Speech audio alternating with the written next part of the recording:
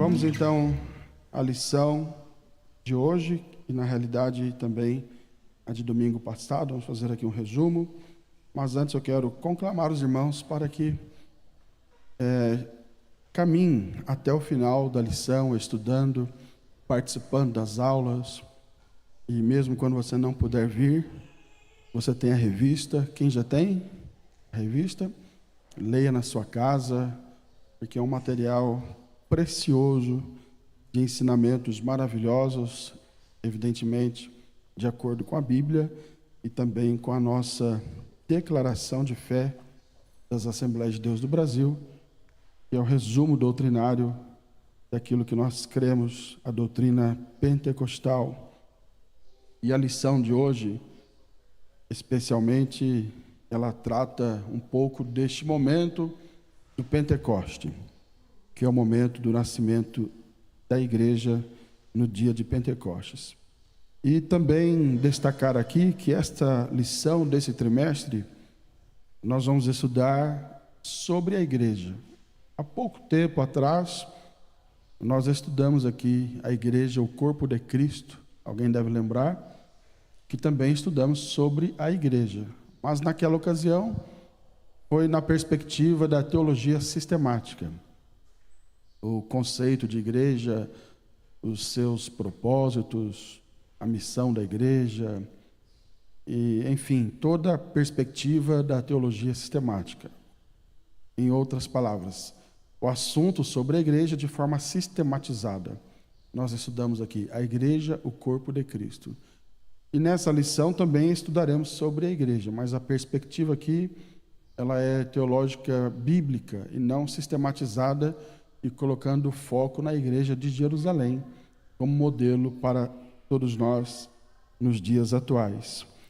E também o foco não é em toda a história da igreja de Jerusalém, ou a igreja primitiva, melhor dizendo, não somente a de Jerusalém, mas o foco está nos primeiros capítulos, do 1 até o 15 do livro dos Atos dos Apóstolos. A última lição, a lição do número 13, ela está no capítulo 15 dos Atos dos Apóstolos. Então, basicamente, nesse trimestre, vamos estudar do capítulo 1 de Atos ao capítulo 15 de Atos. Esse é o estudo desse trimestre, cujo tema é a igreja em Jerusalém, doutrina, comunhão e fé, a base para o crescimento da igreja em meio às perseguições. Já falei sobre o comentarista. E temos a lição de hoje, que já foi lida, a igreja que nasceu em Pentecostes. E lá na introdução da lição, você que já possui o seu exemplar, o comentarista deixa claro, que a igreja nasceu no dia de Pentecostes. Talvez a frase mais forte para a gente gravar esse conceito é a frase seguinte: esse evento marcou o início de uma nova era, a era da igreja. A igreja, ela como projeto, ela existe desde os tempos da eternidade, não é? A Bíblia nos fala disso, que a igreja é um projeto eterno. Já expliquei isso em cultos de ensino aqui para os irmãos, que lá na eternidade Deus já elegeu a igreja, já escolheu a igreja. Então, a igreja enquanto projeto, ela já existia lá na eternidade, lá no passado distante, porque Deus já havia projetado, já havia elegido a igreja para ser o seu povo. Mas a igreja, ela agora começa a ser formada quando Jesus chama os seus discípulos, que se tornaram depois apóstolos, e lá no finalzinho, em João, capítulo 20, Jesus diz a Bíblia que assopra sobre eles o Espírito Santo.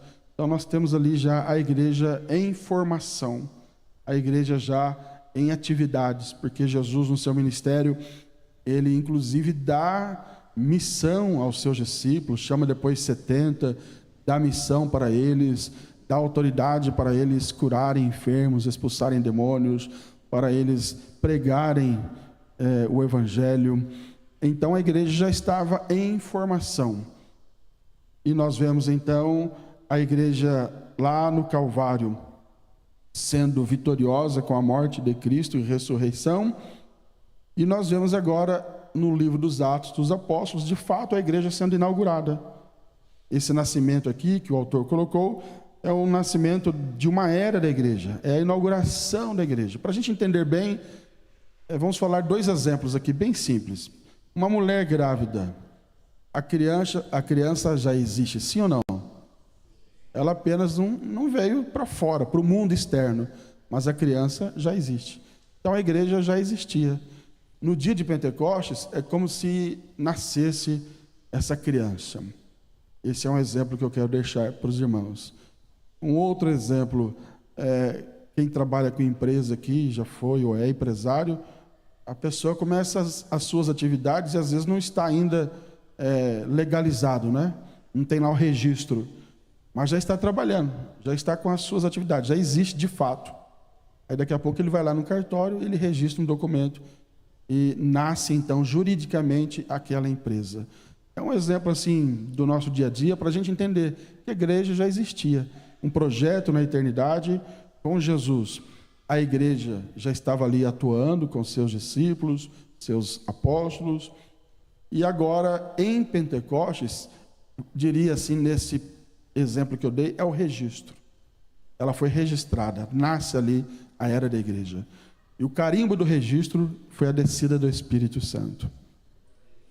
Quando o Espírito Santo desce, essa igreja está agora marcada, registrada, e agora ela é capacitada para pregar o Evangelho, que, aliás, foi a finalidade da descida do Espírito Santo.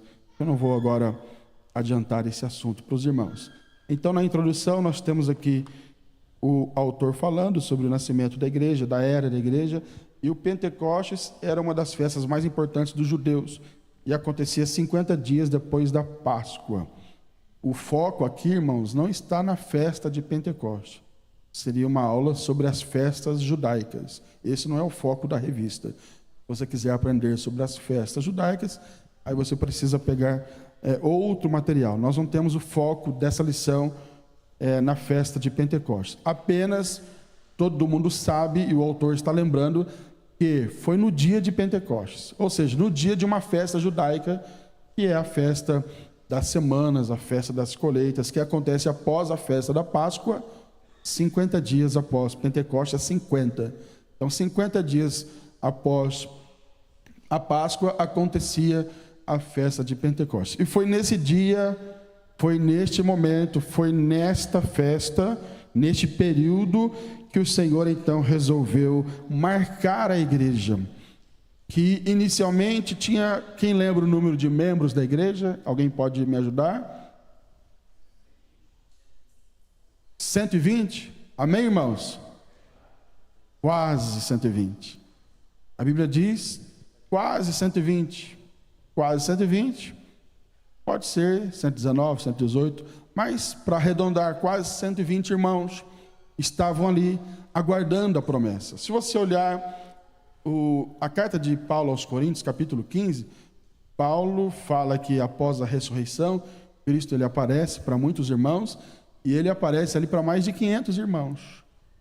Então tinha mais de 500 crentes, porém que perseveraram, que aguardaram a promessa, quase 120. Então dá para se deduzir que nem todo mundo suportou o tempo, esperou o tempo do cumprimento da promessa. Isso não muda, né? Hoje também é assim. Muitas pessoas começam empolgadas, mas de repente vão desanimando. Mas aqueles que aguardam, aqueles que esperam e confiam na palavra de Deus, esses serão contemplados pela bênção do Senhor. E estes quase 120 estavam ali reunidos, e ainda na introdução, diz o autor, foi nesse dia especial que Deus derramou. Essa palavra derramou aqui é importante que eu destaque com os irmãos. Deus derramou o Espírito Santo, já faz aqui um contraponto com a velha aliança. Porque na velha aliança não tinha o derramar do Espírito Santo.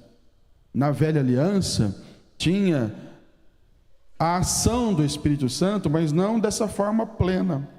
Não no derramar. Era como se fossem conta-gotas, né? Deus vinha, o Espírito Santo vinha, usava alguns dos seus servos, como por exemplo os juízes, profetas, e a Bíblia diz que ele se apossava, ele se apoderava, o Espírito do Senhor, ele se apoderava de alguns homens, como Sansão, como Jefité e tantos outros, e para uma missão específica. Então ele vinha, se apoderava daqueles homens para aquela missão específica. Mas Joel, no capítulo 2, o profeta, ele diz que haveria um tempo, chegaria um tempo que o Espírito seria derramado. Então seria a plenitude do Espírito Santo. É o derramar do Espírito Santo. E aqui foi nesse dia, diz o autor, que Deus derramou o Espírito Santo. E lá no Velho Testamento era sobre alguns especificamente, mas aqui o derramar foi sobre todos que estavam ali reunidos, todos que estavam aguardando a promessa, e derramou e batizou-os com o Espírito Santo. O derramamento do Espírito no Pentecostes marca o início da igreja, ou o início das atividades, das ações da igreja, como uma comunidade de profetas, como foi profetizado por Joel, capítulo 2, verso 28. Se puder colocar na tela, livro do profeta Joel, capítulo 2, verso 28, é o cumprimento dessa profecia no dia de Pentecostes, quando Joel havia já falado, e há de ser que depois, falando aqui de um tempo dos últimos dias, um tempo escatológico, que é a era da igreja, que são os últimos dias, porque a era da igreja são os últimos dias. Do início da igreja até a volta de Jesus, nós estamos em uma era chamada últimos dias. Paulo também fala sobre essa expressão, né? Últimos dias. Que começou com a igreja e vai até o dia que Jesus voltar. E Joel está dizendo: e há de ser que depois derramarei o meu espírito sobre toda a carne, e vossos filhos, vossas filhas profetizarão, e os vossos velhos terão sonhos, e os vossos jovens terão visões. Veja que o derramar do Espírito Santo é uma promessa para toda a igreja, e escute bem, para todas as faixas etárias.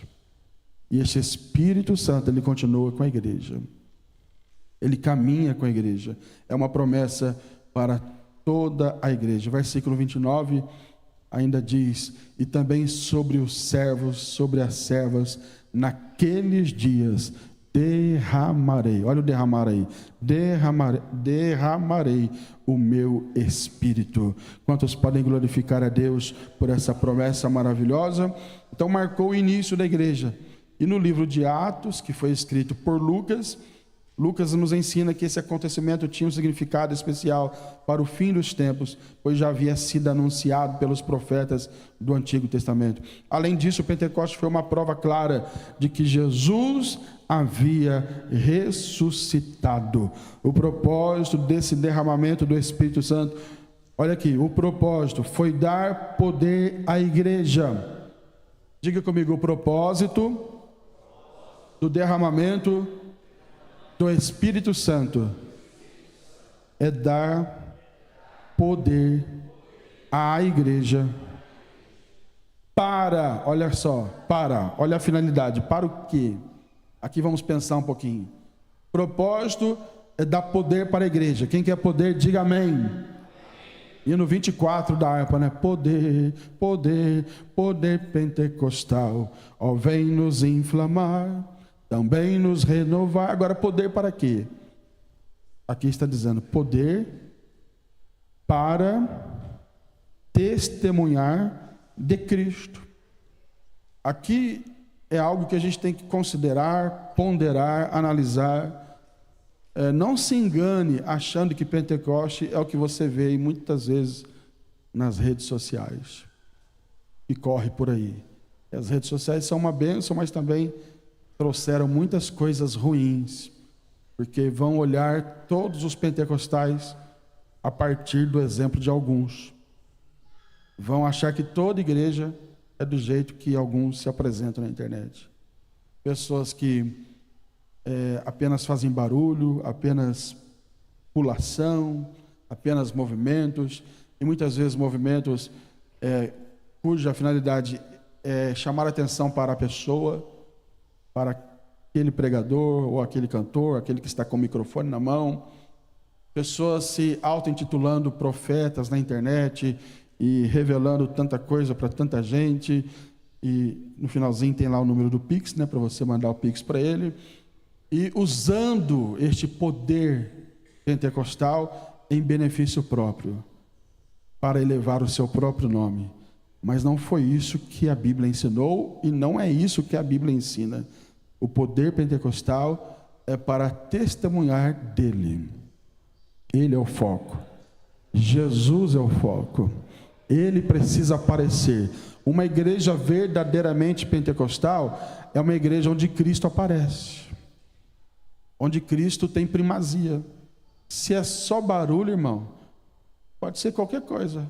Sei lá, um samba gospel, uma noitada de samba gospel, todo mundo pulando ali, mas é só barulho, é só emoção, porque Cristo nem apareceu, nem o nome dele é citado, não tem uma mensagem sobre ele, não tem uma citação sobre ele. Então isso não é igreja pentecostal. Igreja pentecostal é uma igreja onde a Bíblia é aberta e Cristo aparece.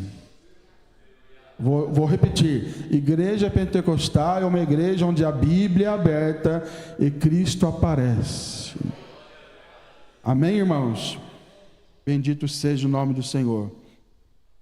A natureza desse Pentecoste, de natureza divina. Lucas relata que o derramamento do Espírito, no dia de Pentecoste, foi ouvido do céu. Então aqui a natureza dele é algo sobrenatural, vem do céu. Em outras palavras, o homem não faz esse movimento. O homem não gera Pentecostes. O homem não gera movimento do Espírito Santo. É algo que a natureza é celestial, vem do alto. Vamos ler Atos capítulo 2. Abra a sua Bíblia e o versículo de número 1 e 2. Vamos ler Atos 2, está ali na tela. Cumprindo-se o dia de Pentecostes, estavam todos reunidos. Então nós temos a igreja aqui reunida, mesmo propósito, mesma finalidade, com o mesmo objetivo, no mesmo lugar. Isso fala de comunhão, vamos falar daqui a pouquinho. E de repente veio de onde, irmãos? Veio do céu um som. Então a primeira coisa, veio do céu, é a natureza divina. Pentecostes é do céu. Quando Abacuque orou, está lá registrado no seu livro, ele faz uma oração, no capítulo 3, a oração é: aviva, ó Senhor. Então, homem não aviva a igreja. Homem não aviva os crentes. Homem pede, ora, espera, busca, confia. Mas quem manda o avivamento, quem manda o Pentecoste é o céu. E o céu está aqui nesta manhã. Quantos podem glorificar ao Senhor? Então veio do céu um som. Interessante também que vem um som. Alguém pode dizer assim: não, eu sou pentecostal, mas eu não faço barulho. Irmãos, aqui eu já quero comentar algo também. Do mesmo jeito que é errado um barulho pelo barulho, o barulho pelo movimento, apenas para fazer barulho, e não tem base bíblica, é errado também alguém dizer que é pentecostal e não tem barulho. Não, pastor, é que eu glorifico lá dentro, assim. Não, amor, igreja pentecostal tem barulho. Diga pelo menos para 2 aí: crente pentecostal faz barulho. Nem que seja um glória a Deus, um aleluia. Tem som, não é? Tem som. Agora, evidentemente, esse barulho é um barulho de acordo com os princípios da palavra de Deus. Pois não, José? Interessante que você está na igreja orando, alguém está falando em língua, não atrapalha. Se estiver conversando, atrapalha. Bom exemplo, bom exemplo. Principalmente quando eu chego aqui que eu vou orar, e se tem alguém com conversa paralela, Deus me deu um ouvido assim meio diferente, mas eu escuto até os detalhes da conversa. A minha oração parece que foge da minha mente e aquela conversa entra na minha mente. Agora, se é aquele barulho da igreja glorificando, falando em línguas, isso não atrapalha. Desde que com ordem e decência, não é? Isso não atrapalha. Ordem e decência. O que atrapalha? Quando não tem ordem e decência. Por exemplo, eu estou pregando aqui, eu estou ensinando. Imagina um irmão começar a pular aqui e falar em língua. Isso atrapalha. Não é hora disso. Não é o momento disso. Agora, se é aquele momento que o pregador dá vazão e dá oportunidade para toda a igreja pregar, glorificar, adorar a Deus, aí toda a igreja entra na adoração. Então, o barulho não atrapalha. O barulho pentecostal, bíblico, de acordo com a palavra, não atrapalha. E eu digo mais, ele é necessário. Porque veio do céu um som, como de um vento, não é um vento, mas é como de um vento, parece, com um vento veemente, impetuoso. Aqui fala da teofania, são as manifestações de Deus, que eram muito comuns no Velho Testamento. Deus se manifestando de forma teofânica, às vezes pela natureza. Por exemplo, lá com Moisés, Êxodo 3, a sarça ardia e não se consumia. Aquilo é uma teofania. E outros exemplos que existem na Velha Aliança, no Velho Testamento. No Novo Testamento não temos tanto exemplo assim, de manifestação teofânica, porque a manifestação agora é em Cristo. Mas aqui no Pentecoste nós temos um exemplo da manifestação de Deus de forma teofânica. Deus se manifestou com um som como de um vento veemente, impetuoso. E aquele vento encheu toda a casa em que estavam assentados. E alguém diz assim, mas eles estavam assentados, não estavam ajoelhados. Irmãos, era uma reunião ali, que eles estavam vários dias esperando e orando. Quem já participou de oração na igreja sabe como que é. Tem um período que é ajoelhado, tem um período que a gente senta, outro fica em pé. Então não importa se estava sentado, se foi em pé, se foi ajoelhado. O importante é que eles estavam ali aguardando. E aguardando aquele momento, então veio o Espírito Santo sobre eles. Então, os estudiosos da Bíblia explicam que esses sinais são manifestações da presença de Deus, chamadas de teofanias. Já falei aqui sobre esse ponto para os irmãos. Agora, ponto 2 do número 1 da lição. Quem está comigo aí, diga amém. Um evento paralelo ao Sinai. Assim como no Sinai, onde a presença de Deus se tornou real, como uma das experiências mais marcantes da história do antigo povo de Deus, de uma forma muito mais gloriosa e profunda, o Pentecostes marcou o encontro do Espírito de Deus com a igreja. Então, o Pentecostes, portanto, é a experiência do Espírito Santo. Lá no Sinai, a letra da lei foi escrita em tábuas de pedras. Lá no livro do Êxodo, capítulo 19, os irmãos encontrarão essas citações, e também Deuteronômio, capítulo 9, 10 e 11. Mas aqui no Pentecostes, a palavra de Deus foi escrita nos corações. Então, alguns fazem esse paralelo. Enquanto Deus lá no Sinai se manifestou também de forma barulhenta, trovões, relâmpagos, e deu a lei para o povo através de Moisés, que era o medianeiro, aqui no Novo Testamento Deus se manifesta outra vez. Só que agora ele não dá mais a lei escrita em tábua, agora ele dá o Espírito Santo, que aliás habita em você. É ele que nos dá força para cumprir a lei de Deus na nossa vida cristã. Então é só um paralelo entre o Sinai, lá com Moisés, e também a descida do Espírito Santo, para a gente entender que Deus age de maneira parecida, né? São épocas diferentes, mas de modo semelhante.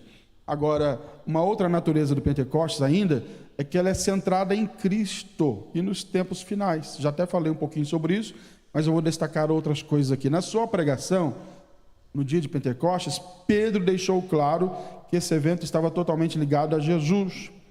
Ele mostrou que o derramamento do Espírito estava diretamente relacionado à morte, ressurreição e ascensão de Cristo. Atos 2, 23, coloca na tela, por gentileza. Veja, irmãos, que a descida do Espírito Santo não desvinculou os crentes de Cristo. Até porque o Espírito Santo veio para dar continuidade, para glorificar a Cristo. Jesus falou, olha, eu vou voltar para o Pai, não vos deixarei órfãos, mandarei outro. A palavra outro ali é da mesma espécie, outro da mesma natureza. E este outro é o Espírito Santo. E quando ele chega, veja que o foco é em Cristo. Pedro, pregando, ele diz: a este que vos foi entregue pelo determinado conselho e presidência de Deus, tomando vós o crucificastes e matastes. Veja que ele está falando de Cristo, está falando de Jesus, o nosso Senhor e Salvador. E agora ele fala da morte de Cristo, da crucificação. Ele vai mostrando o ministério de Jesus, nascimento, crucificação, a sua morte, a sua ressurreição, a sua ascensão ao céu, e também mostrando as questões escatológicas do seu retorno. Então o Pentecostes gerou em Pedro uma mensagem pentecostal. E agora pense comigo, qual é a concepção que muitos têm hoje de mensagem pentecostal? Vamos dar um exemplo? Está gravando, irmão Vitor? Tá? Então deixa eu melhorar aqui para não ficar tão feio, não? Vamos dar um exemplo? Qual é a concepção de mensagem pentecostal que muitos têm? O pregador chega aqui, ele, com aquela performance, ele grita e ele pula. E quero deixar claro que eu não sou contra alguns gritos, mas tem a hora também, né? O problema é que tem gente que só grita, só pula. É só revelação daqui, revelação dali. Tem até culto para emagrecer pessoas. Estou querendo um endereço para ir lá, né? É o culto do embelezamento, né? E aí a ideia que se tem de pentecostal é isso, que é só esse tipo de coisa, de movimento. É o outro que revela o CPF, revela o RG. Para quê, irmãos? Deus vai ficar preocupado em revelar RG. O outro revela a placa e outra coisa, a placa do carro, coisa mais fácil do mundo. Só vir alguém lá fotografar. Hoje tem Instagram e tanta coisa que a pessoa pega o nome e descobre todos os dados da pessoa e depois vem aqui se passar de pentecostal, de uma pessoa dotada de dons. Vem aqui não, porque aqui não vem, né? Deixa eu corrigir aqui. Vai em outros lugares e se passar de pentecostal e para enganar os irmãos, demonstrando ser uma pessoa cheia dos dons, cheia dos poderes, não é? Espirituais. É a ideia que se tem para muitos aí fora de movimento pentecostal. Mas movimento pentecostal bíblico é esse aí, irmão. O povo estava ali, sim, no movimento, pulando. A gente vai chegar lá, né? Mas já quero até adiantar. E quando eles falavam línguas, a Bíblia diz que eles falavam línguas, e em línguas eles falavam das grandezas de Deus. Então até a língua estranha era das grandezas de Deus, era para glorificar a Deus e não para a autoglorificação humana. E quando Pedro se levanta para pregar, aí está a verdadeira mensagem pentecostal. É uma mensagem centrada em Cristo. Ele começa a falar de Jesus, da sua morte, da sua ressurreição, da sua ascensão ao céu. E se de repente alguém vem aqui e não demonstra-se tantos poderes, né? Tantas virtudes pentecostais que alguns acham que são virtudes, e ele prega uma mensagem sobre Cristo, e aquela mensagem fundamentada em Cristo, e de repente ele não faz tanto barulho, ele não opera aqui pelos seus dons dados pelo Espírito Santo, milagres, e ninguém de repente é batizado com o Espírito Santo, mas ele pregou sobre Cristo, ele falou de Cristo, ele falou de salvação, ele falou de perdão de pecados, ele falou de céu. Então eu digo, essa é uma mensagem pentecostal, porque a mensagem pentecostal é uma mensagem sobre Cristo. Quem pode dizer amém? Agora, ela vem com o fervor pentecostal, com a alegria do Espírito Santo, e não apenas com barulhos que nada resultam. Isso significa que, embora o Pentecostes seja uma manifestação do Espírito Santo, ele também é cristocêntrico, ou seja, tem Cristo como seu centro. Sem a cruz de Cristo, o Pentecostes perderia seu verdadeiro significado, pois não há Pentecostes sem a cruz. Então esses movimentos que você vê que pula somente, e é gente revelando daqui, revelando dali, mas você assiste 1 hora de movimento, 2 horas de movimento, 2 horas de vigília, 3 horas de vigília, e é só cântico, é só pula-pula, é só essas questões da emoção, mas em nenhum momento aparece o nome de Cristo, em nenhum momento Jesus é falado, é glorificado, em nenhum momento a mensagem da cruz é apresentada. Isso não é o verdadeiro Pentecoste. O verdadeiro Pentecoste leva o crente a falar de Cristo. E se tem crente pentecostal aqui nesta manhã, levante as mãos e dê glória a Jesus. Pois não. Pois não, Zé. Quem levantou a mão? Pode falar.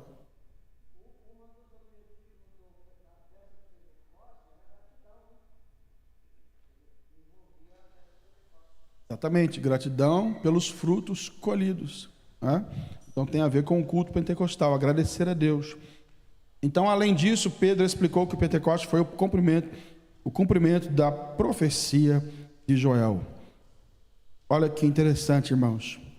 Vamos ler Atos capítulo 2 e o versículo 17. Atos capítulo 2. Aqui eu quero também fazer um comentário. Atos capítulo 2 e o versículo 17 está ali na tela. Diz assim: e nos últimos dias acontecerá, diz Deus, que do meu espírito derramarei sobre toda a carne. Veja que Pedro, aí neste texto, quando as pessoas perguntaram o que estava acontecendo, Pedro remete aquele acontecimento a uma profecia bíblica, que é a profecia de Joel, que já falamos. E aí no capítulo 2, eu quero ler também um outro versículo, além desse que a revista traz. Veja bem, capítulo 2, verso 14 a seguir. Pedro, porém, pondo-se em pé com os 11, levantou a voz e disse-lhes: varões judeus e todos os que habitais em Jerusalém, seja-vos isto notório e escutai as minhas palavras. Estes homens não estão embriagados, como vós pensais, sendo esta a 3ª hora do dia. A 3ª hora do dia era um dos turnos da oração de um judeu. Então, a hora do judeu, a primeira hora é 6 horas da manhã. Para nós, é a primeira hora para ele, o judeu. E logo na 3ª hora, que é às 9 da manhã, nós temos o primeiro turno da oração. 3 turnos diários. E depois o turno da hora 6ª, que é o meio-dia, e depois o turno da hora 9ª, que é 3 horas da tarde. 3 turnos de oração. Tanto é que Pedro e João subiam para a oração, capítulo 3 de Atos. Que hora que era? Hora 9ª, 3 horas da tarde. Então, 3 períodos de oração. Quando Pedro fala assim, olha, eles não estão bêbados, porque tinha gente que acreditou, que ficou maravilhado com aquele movimento, porque eles falavam em línguas, as pessoas entendiam no seu próprio idioma. Veja que há 2 milagres aqui. O milagre de falar em línguas, porque as pessoas falavam aquilo que não entendiam. As pessoas que falavam estavam recebendo esse milagre. Mas há também um outro milagre. Quem estava ouvindo, ouvia no seu próprio idioma. Tinha várias nações ali. Então há um milagre no falar e há um milagre no ouvir. Esse é o Espírito Santo que nós adoramos. Amém, irmãos? Então há um milagre no falar e no ouvir. Mas alguns creram, outros começaram a zombar, dizendo: eles estão bêbados. Aí Pedro se coloca de pé e fala: não estão bêbados, não. É a 3ª hora do dia, ou seja, é a hora da oração. É como se ele dissesse: a gente estava aqui em oração.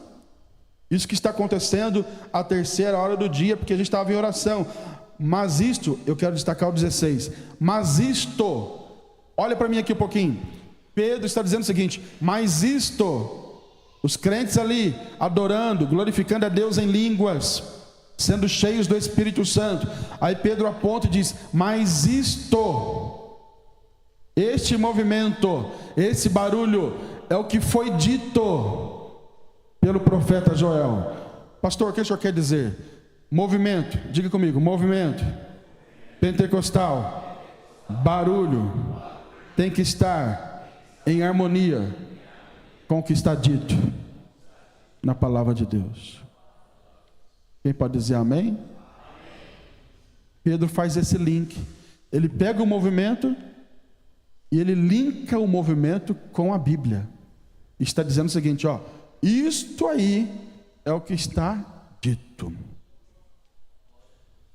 Vou repetir. Isto que está acontecendo é o que a Bíblia diz. Pastor, o que o senhor quer dizer com isso? Se tem movimento que a Bíblia não diz, rejeite, meu irmão. Pastor, mas eu chorei, eu fiquei até arrepiado, mas eu me arrepio ouvindo hinos, irmãos. Eu ia falar música, mas aí eu ia pecar. Mas vamos pecar junto aqui? Quem nunca ouviu uma música raiz aí da sua terra? Por exemplo, quem veio lá do Nordeste. Eu já falei isso aqui num culto de ensino, eu acho. Quem vem lá do Nordeste, tem nordestino aqui, levante a mão. Olha aí. Se você ouviu uma música raiz, não estou falando de música que profana, que tem palavrão, estou falando de música raiz, com poesia, que fala da natureza, fala de Deus, fala do amor. Se você ouviu uma música raiz lá da sua terra, te emociona sim ou não? O Charles já fez assim, foi até renovado já. Quem é de Minas, tem mineiro aqui? Se você ouviu uma música raiz lá da sua terrinha, lá de Minas, te emociona sim ou não? Se você ouvir uma música que marcou o seu encontro com a menina que hoje é a sua esposa, te emociona sim ou não? Arrepia, chora. O que eu quero dizer com isso? Isso vale para filme que você assiste. Tem gente que assiste filme e chora mais do que no culto. Estou falando, eu conheço. Chora mais do que no culto. Porque as artes, elas mexem com as nossas emoções. A arte da música, do teatro, do cinema, mexe com as nossas emoções. Faz você chorar, faz você se arrepiar. Tem gente que chora até de soluçar. Aí o crente vem e fala assim, pastor, mas aquele culto, eu até chorei. Vou falar como alguns falam, eu arrupiei. Eu senti um negócio assim na espinha, um frio na barriga. Mas a pergunta que eu te faço é, estava escrito? Está de acordo com a Bíblia? Pastor, mas foi o fulano de tal que pregou, foi o cantor tal. Foi um negócio muito emocionante, mas está de acordo com a Bíblia? Se não está de acordo com a Bíblia, pode ser mera emoção. E vou falar bem baixinho aqui. Às vezes é até maligno. E aí é pior. Pode ser até maligno. Passa no cemitério meia-noite para você ver se vai arrepiar. Você arrepia. Escutar um barulho lá dentro, é uma voz. Você corre, arrepia, chora, grita, mas não é nada de Deus, é de você mesmo, né? Vou falar que é do diabo. Agora, a emoção tem que estar em sintonia com a Bíblia. Diga comigo, a emoção de um culto pentecostal tem que estar em sintonia com a Bíblia. Quantos podem dizer amém?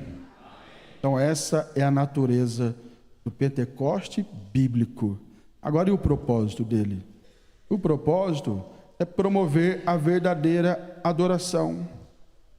Então, quando vem o movimento do Espírito, as manifestações externas como o som, o vento, o fogo, ocorridos no Pentecoste, prendem nossa atenção. Contudo, não podemos perder de vista que o Pentecoste produz internamente na vida do crente. Um dos propósitos marcantes de Pentecostes em Jerusalém foi promover a verdadeira adoração. Já até citei aqui Atos 2 e 11, mas vamos ler agora, todos juntos. Atos 2 e 11, quando o Espírito foi derramado, veja o que diz a palavra do Senhor. E cretenses, vamos lá juntos, 1, 2, 3. E cretenses e árabes.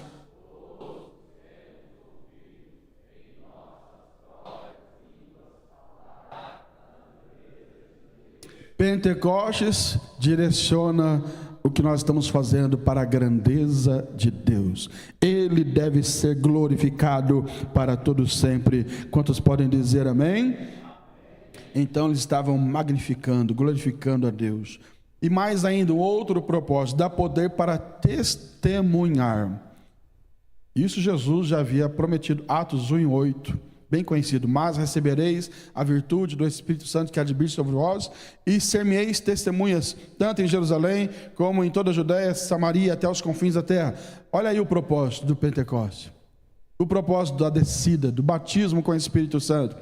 É levar o crente a testemunhar, é capacitá-lo para testemunhar. Agora fala, não, eu sou batizado com o Espírito Santo, mas não se envolve em nenhuma atividade da igreja que a finalidade é ganhar almas, ou mesmo que não se envolva, porque às vezes a pessoa não se envolve aqui, porque não tem tempo, não tem condições, mas se ele é um crente pentecostal, está cheio do Espírito, batizado com o Espírito Santo especialmente, ele não vai aguentar ficar sem falar de Jesus para alguém, porque esse é o propósito. O Espírito Santo foi descido, ele desceu sobre os crentes, sobre a igreja, e foi enviado para gerar no crente essa capacitação de testemunhar. Não é que aquele que não foi batizado com o Espírito Santo não tenha o dever de testemunhar. Todos nós devemos testemunhar. Acontece que o Pentecoste, aqui no sentido do batismo com o Espírito Santo, ele é uma capacitação. Vamos dar um exemplo aqui. Alguém que sai para a guerra, ele tem ali uma arma. E ele está capacitado para guerrear. Mas tem outro que sai para a guerra, ele tem uma arma, tem uma outra reserva, na mochila ele tem arma, ele tem granada, ele tem tudo, está capacitado para a guerra. Então quem não tem um batismo com o Espírito Santo, ele já tem o Espírito Santo. E quando aceitamos a Cristo, o Espírito Santo, ele mora em nós. Amém, irmãos? Ele já vem habitar no crente. Agora, o batismo com o Espírito Santo é essa capacitação maior para levar o crente a testemunhar. Então é preciso entender isso. Se não é alguém envolvido com a igreja que gosta de falar de Jesus, que quer falar de Jesus, então dá para se duvidar deste batismo com o Espírito Santo, deste revestimento de poder. É poder para testemunhar. E as características do Pentecoste bíblico é uma experiência específica. O batismo no Espírito Santo dos crentes é uma experiência específica. Naquele dia o Senhor Jesus batizou quase 120 pessoas no Espírito Santo. Essas pessoas já eram regeneradas, isto é, salvas. Isso aqui é importante falar, porque tem gente que fala assim, não, você aceitou a Cristo, algumas vertentes evangélicas, né? Você aceitou a Cristo, você já foi batizado com o Espírito Santo. Não é verdade. Esses irmãos que estavam aqui já eram irmãos, já eram crentes, já eram regenerados. Jesus, quem estava aqui? Os 12 apóstolos, né? Menos um que tinha, no caso de Judas, mas depois elegeram outro. Os 12, os 70 que Jesus chamou, e sobre os 70 Jesus falou, ó, o nome de vocês já está escrito no livro da vida. Os 12 eram salvos. Jesus, lá em João 20, soprou sobre eles o Espírito Santo. Eles já haviam passado pelo processo de regeneração, já eram crentes. E estavam aqui reunidos. As mulheres que andavam com Jesus, servindo em seu ministério, esses irmãos que estavam aqui, já eram crentes em Jesus. Amém, irmãos?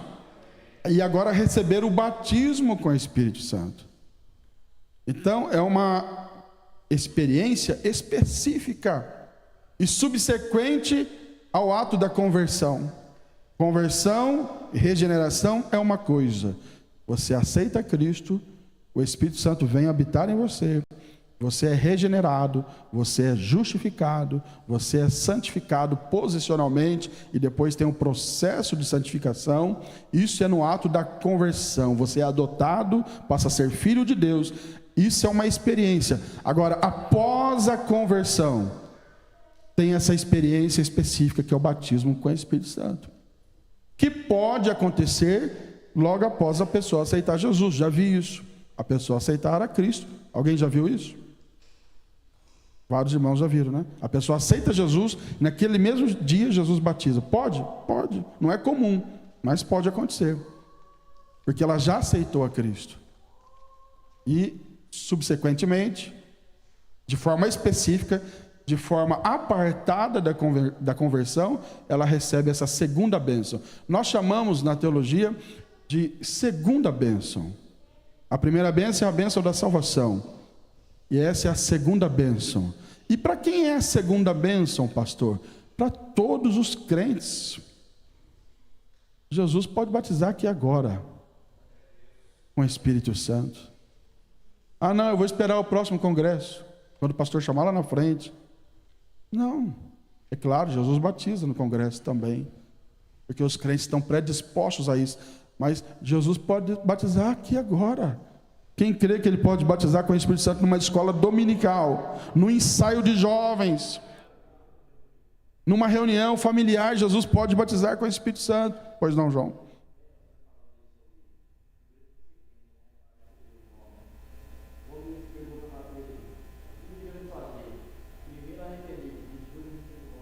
Exatamente. Arrependei-vos e sejais batizados. Ali ele fala do batismo nas águas, né? E depois recebam o dom. Não que seja uma sequência que eu tenho que batizar para receber o dom. Mas o que Pedro está dizendo é o seguinte: se arrependa. E aquele que batizou, ele está manifestando o arrependimento. Se arrependam. Se arrependeu, ou seja, se converteu, então você tem direito à bênção do batismo com o Espírito Santo. Pastor, e quem nunca foi batizado e morreu assim com o Espírito Santo? Está salvo, irmão, porque batismo com o Espírito Santo não é agente ou meio de salvação. A salvação é pela fé em Cristo. Amém, irmãos? Agora, o batismo é uma capacitação, como eu disse, a mais para o crente fazer a obra de Deus. Para exemplificar, a gente pular essa parte, já caminhar para o final. Esse copo está cheio de água. Olha para mim. Esse copo está cheio de água. É o crente cheio do Espírito Santo. Aquele que aceitou a Cristo está cheio do Espírito Santo. Agora imagine, não vou fazer aqui, senão vai fazer até bagunça. Imagine se tivesse aqui uma grande bacia, uma grande vasilha cheia de água, e eu pego esse copo cheio de água e eu jogo dentro da bacia cheia de água. O que vai acontecer? O copo vai estar com água por dentro e por fora. Esse é o batismo com o Espírito Santo. Ele foi agora revestido. A Bíblia fala de revestimento de poder. Outro exemplo que eu vou te dar. Calma, que eu vou tirar só essa aqui, viu? Estou vestido, né? Eu estou com a camisa. Quem está vendo que eu estou vestido? É o crente que aceitou a Cristo e já tem o Espírito Santo. Agora, quando ele é batizado com o Espírito Santo, a Bíblia chama de revestir. Revestimento de poder. O batizado está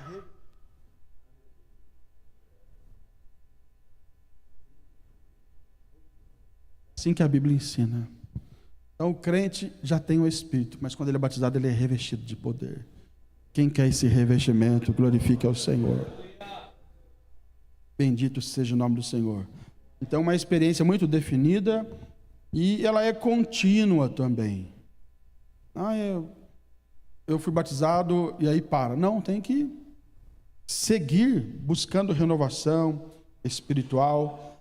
E também tem uma prova inicial. Qual é a prova inicial do batismo?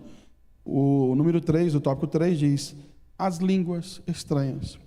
Agora veja bem, língua estranha é a prova, é a evidência inicial. Não é única. É o início. O crente foi batizado, ele fala em línguas.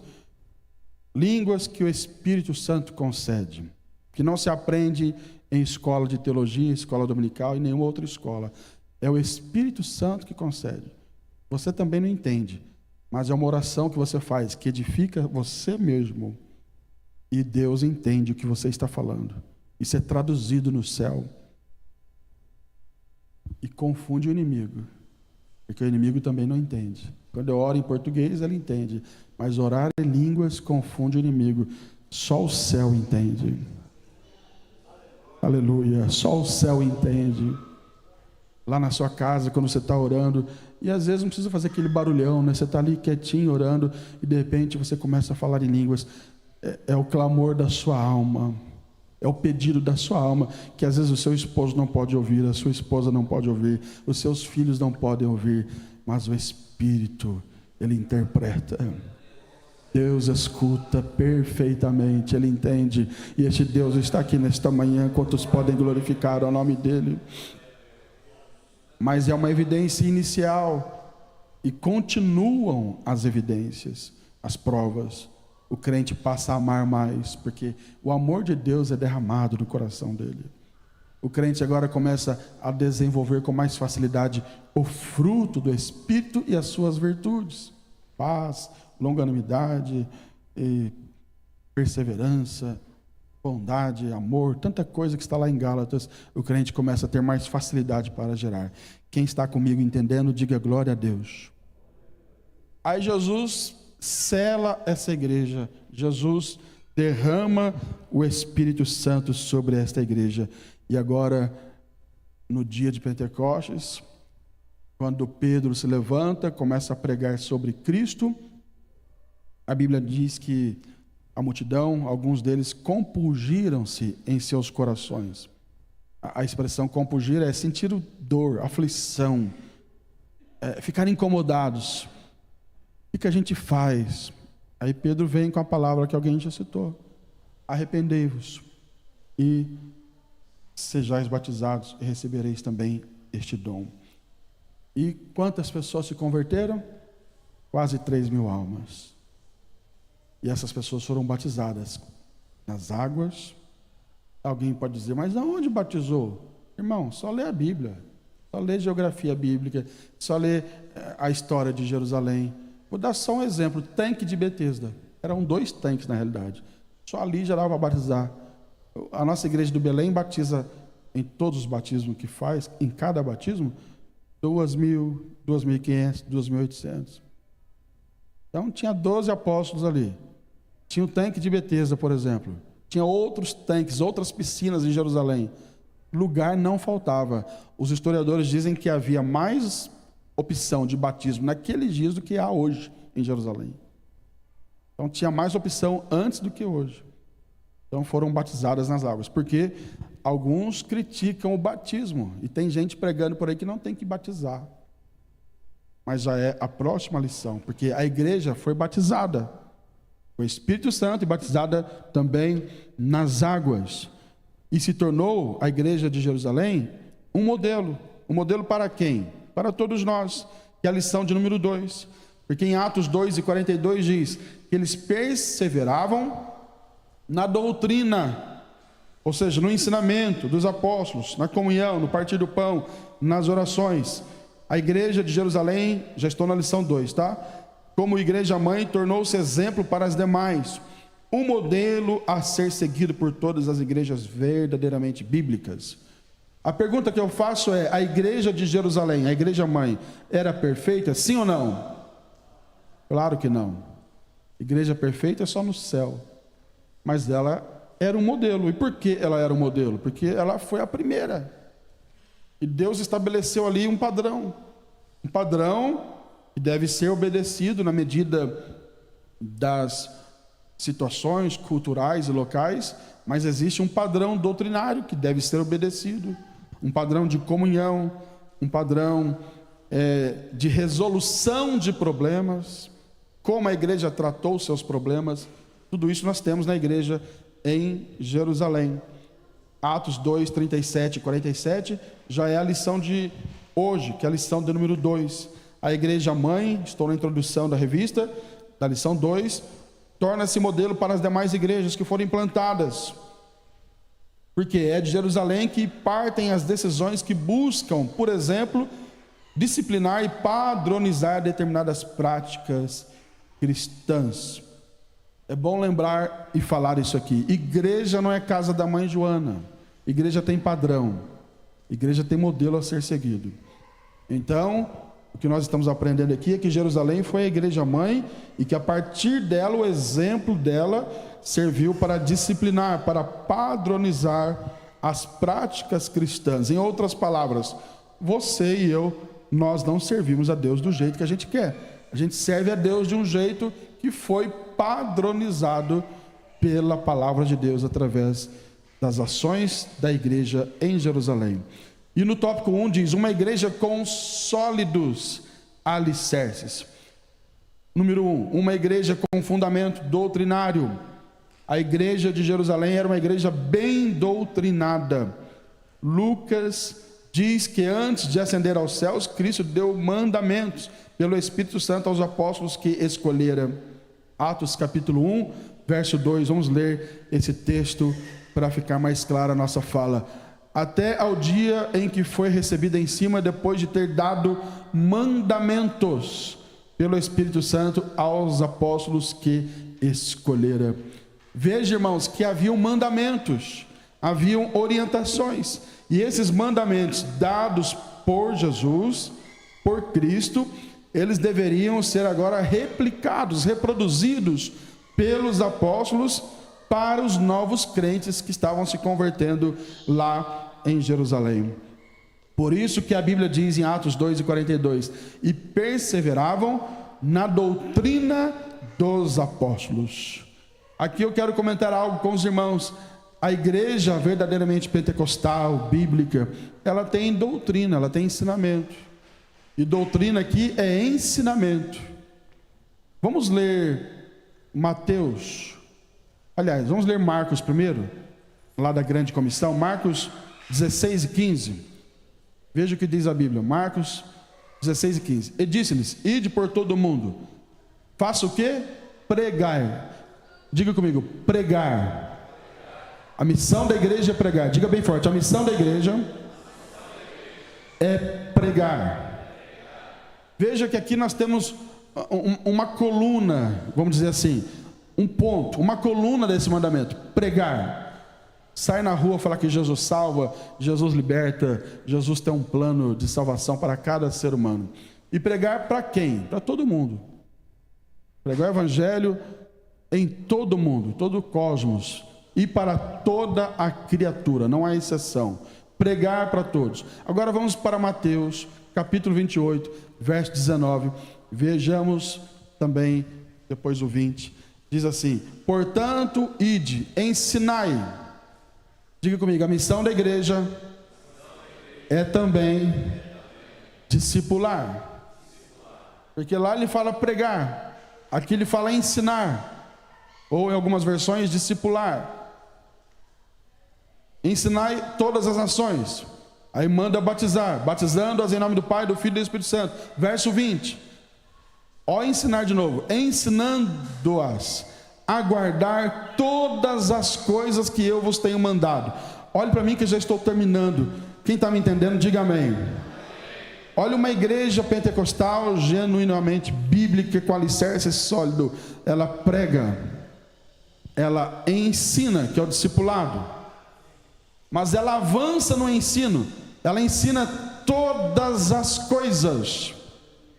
Paulo disse aos anciãos de Éfeso, lá em Atos capítulo 20, eu ensinei para vocês todo o conselho de Deus. Porque a igreja não pode focar só no pregar. Vamos para a rua e pregar. Ok, é uma parte da missão.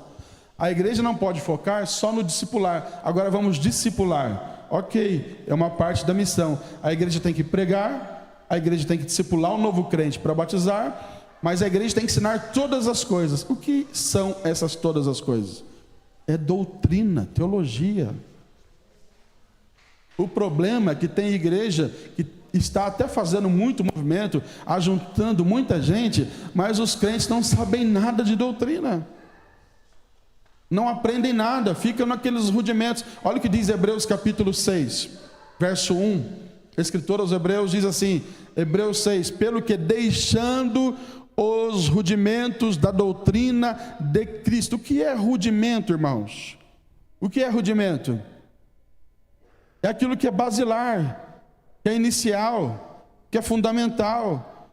É você falar para o crente, Jesus salva, tem céu, tem inferno. É o rudimento. Batismo, tem que batizar, Santa Ceia, é o rudimento. O escritor está dizendo, deixando os rudimentos da doutrina de Cristo, prossigamos, diga para o seu vizinho, prossiga, até o quê? A perfeição. Ele está falando aqui de avançar no conhecimento, saber a doutrina que você defende. Vou dar um exemplo, às vezes você fala assim, Olha, é um exemplo que eu dei esses dias no culto de ensino, e muita gente perguntou, gerou certa polêmica, não aqui, né? Em outros lugares. Você fala assim, crente não vai em festa junina. Eu estava falando de idolatria. Eu não estava falando de festa. Eu até disse na mesma mensagem, se quer fazer festa, seja caipira, seja festa da cidade, ou se vestir de extraterrestre, sei lá. Faz com a sua família, com seus amigos, com seus irmãos, mas sem idolatria. E eu falei de idolatria. E eu disse, crente não vai em festa junina se essa festa está vinculada à idolatria, se tem ídolo. E você não vai comer coisas sacrificadas aos ídolos, se você sabe que é. Se não sabe, ora e come. E espera o resultado. Né? Agora, se você sabe que é coisa sacrificada ao ídolo, você não vai comer. É isso que a Bíblia diz. Sim ou não, irmãos? Aí você falar alguma coisa a isso e gerar polêmica no meio de crente, aí você fica olhando, quem é que está polemizando isso? É gente dessas igrejas aí só da emoção. Fica lá, puta inteira, glória daqui, glória dali, mas não tem ensinamento, não tem doutrina. Ele não sabe que crente não se envolve com idolatria. Ele não sabe que crente tem uma doutrina muito clara, uma diferença muito clara entre nós e católicos, com todo respeito aos católicos. Há uma diferença muito clara quanto à salvação, quanto à adoração a Deus. Nós não temos santos para venerar, para pedir oração por eles. Nós temos Jesus, é Jesus, é Jesus, é Jesus. Embora isso seja rudimentar, é básico isso, tem gente que se enrosca até nisso. Se você é crente, você tem que saber que isso não é para você. E Paulo, ou melhor, Pedro está pregando a mensagem de Cristo aqui, que foi inicial para o pessoal batizar, mas depois, diz o texto, Lucas escreve, eles perseveravam na doutrina, no ensinamento. Não era só aquela coisa do início, não, tinha doutrina. Depois vem Paulo sistematizando, falando de salvação, falando de obras, de fé, falando do plano de Deus para Israel, do plano de Deus para a igreja, falando de arrebatamento, falando de ressurreição dos mortos. O crente precisa avançar em conhecimento, em doutrina. Quantos podem dizer amém? Pois não, irmão Francisco. Queria perguntar, fazer uma pergunta. E eu contei uma mentira uma vez. Você sabe que a mentira é pai do diabo. E eu queria contar uma mentira nesse assunto. Eu cheguei em certo lugar, o meu cunhado estava numa festa junina. Tinha uma festa que é muito frango. E eu tive que ir na casa dele.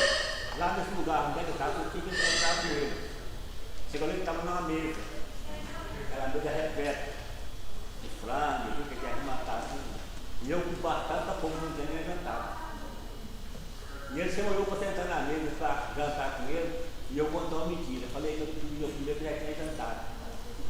Eu recusei, não comia aquilo, fui obrigado a contar essa mentira. Agora cá tem mentira. O que eu fiz? Eu estou perguntando o que o senhor fez? O senhor errou em contar uma mentira. O senhor poderia ter usado outro argumento, né? Eu não vou comer. Agora, não vou crucificá-lo por isso, porque quem nunca falhou, quem nunca errou? Então, ao errar tem uma saída. Quando o crente erra, ou mentindo, ou fazendo outra coisa que é errada, tem uma saída. Qual é a saída, irmãos? Confessar o seu erro e pedir perdão. Deus perdoa os nossos pecados. Amém? Então o senhor está perdoado, em nome de Jesus. Vá e não mentes mais. Não mintas mais. Todas as coisas são listas, mas nem todas convêm. Exatamente. Então, irmãos, para a gente não... Veja como o assunto é polêmico, né? Já foi eu citar aqui, já... A igreja precisa avançar em doutrina, ter conhecimento, perseverar na doutrina. A igreja primitiva lá em Jerusalém, mas não era só isso, era uma igreja relacional. Ela tinha doutrina, mas não era uma igreja fria, tinha relacionamento. As pessoas viviam em comunhão, koinonia. Aperte a mão de pelo menos os dois aí e fala, estamos juntos, irmão. comunhão, era uma igreja relacional, mas era uma igreja também piedosa. Em toda a alma havia temor, isso fala de reverência. A igreja pentecostal, bíblica, genuína, ela tem doutrina, ela tem relacionamento, mas ela é uma igreja também que tem temor, tem piedade. Bendito seja o nome do Senhor. E também, no próximo ponto agora, que é o 3, para a gente encerrar, é uma igreja que observa os símbolos cristãos. Ele coloca aqui símbolos, e nós chamamos na nossa declaração de fé de ordenanças. E quais são as ordenanças principais do cristianismo? Primeira, batismo. Então aquela igreja batizava as pessoas. Pedro falou, já foi citado, né? Arrependei-vos e sejais batizados em nome do Senhor Jesus. Aquele em nome do Senhor Jesus, não é que lá no tanque o pastor vai falar, seja batizado em nome do Senhor Jesus. Aquele em nome do Senhor Jesus que Pedro fala, é na autoridade de Jesus. Mas existe uma fórmula batismal. E a fórmula está onde? Já li. Batizando-as em nome do Pai, e do Filho, e do Espírito Santo. Esta é a fórmula. Então Pedro aqui não está dando a fórmula, ele está dando a autoridade. Quem entendeu, diga amém. E a igreja tem que batizar. Pastor, mas tem um pastor aí, uns movimentos aí que estão falando que esse negócio de batismo é religiosidade. Siga ele ou siga a Bíblia, irmão. Eu não discuto com ninguém. Tem gente que vem falar para mim, e às vezes, quando vem querendo aprender, eu ensino. Mas quando vem querendo fazer graça, e você sabe quando o cara quer fazer graça. Ou pessoalmente ou na internet, né? Quando vem querendo fazer graça, eu só falo assim, meu irmão, você é livre. Siga quem você quiser. Jesus não te obriga a nada. Lá em Itatiaia, na beira da Dutra, indo para o Rio de Janeiro, quem passar ali um dia, a minha família mora ali perto, a minha casa é ali perto, a Alice deve passar por ali de vez em quando, não sei se já viu, mas se não viu, olha, mas olha rápido, tá? Do lado direito, antes do pedágio de Itatiaia, tem ali uma igreja, toda pintada de preto por fora, e uma foto do diabo, a igreja do diabo. Então tem igreja até do diabo, irmão. Então, quando o crente quer vir fazer polêmica, ou pessoas que querem apenas perturbar a mente da gente, eu falo assim, siga quem você quiser. Agora, eu escolhi seguir a Bíblia. Quem segue a Bíblia, diga glória a Deus. Então, a igreja batiza, sim, Senhor, e vai continuar batizando. Por quê? Porque foi uma ordem que Jesus deu. Que agora tem um novo movimento aí, não precisa batizar. Escolha quem você quer seguir. Aí tem um outro ponto aqui também que esse mesmo movimento aborda. Ceia do Senhor. Aí eles falam que esse negócio de ceia do Senhor, que na realidade a ceia é para todo mundo, a ceia é uma alimentação. Irmãos, a ceia do Senhor. Jesus reuniu para instituir a ceia. Não vou ler porque a hora já foi. Reuniu com seus discípulos. Ele reuniu com 5.000, com 10.000, com uma grande multidão. Ou ele reuniu com os 12? E antes dele instituir a ceia, o pão e o vinho, ele se alimentou com eles. Então veja que há primeiro uma refeição e depois a ceia do Senhor. É uma coisa distinta da outra. E quando você olha aqui em Atos capítulo 2, a ceia do Senhor, ou Santa Ceia, como queiram dizer, porque alguém diz assim também, não tem a palavra Santa Ceia na Bíblia. E quem diz que tem que ter? É errado falar Santa Ceia? Se a ceia do Senhor e o Senhor é santo, então a ceia do Senhor e a Santa Ceia. Amém, irmãos? E tem gente que parece que não sei, irmão, parece que dá uma perturbação na mente deles, que não tem a palavra Santa Ceia na Bíblia. Mas a ceia do Senhor, e Ele é santo, irmão. Então é santa a ceia do Senhor, 3 vezes santo, 7 vezes santo, quantas vezes santo for necessário, porque é de Deus. Tudo que é de Deus é santo, inclusive você é um santo de Deus. Não um santo igual os católicos falam, mas você é escolhido, separado para Deus. Então ceia do Senhor não é para qualquer um. Quando você olha Atos capítulo 2, quem é que participava aqui da ceia do Senhor? Já haviam sido batizados. Já houve o processo do batismo, aí vem a ceia do Senhor. para aqueles que passaram pelo processo do batismo. Então, por último, a igreja de Jerusalém era modelo, também na reverência, como já falei, tinha temor, ela cheia de dons, era uma igreja acolhedora, era uma igreja que ajudava as pessoas, chegaram até a vender bens para ajudar as pessoas que ali estavam, porque a expectativa era que Jesus voltaria.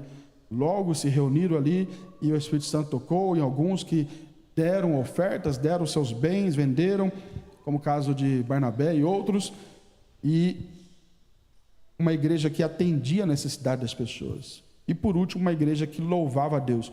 Atos 2:47, este vamos ler em pé, se coloque em pé.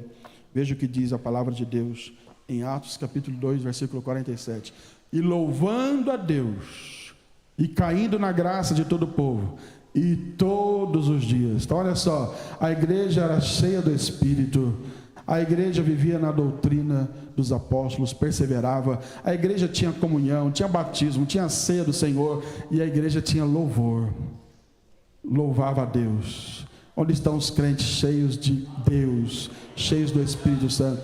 Louvavam a Deus. É claro que louvar a Deus não é só cantar, mas deixa isso para outro dia, porque louvar a Deus é muito mais amplo do que apenas cantar. Deus abençoe os irmãos. A igreja de Jerusalém é modelo para nós, e é ela que nós vamos estudar esse trimestre.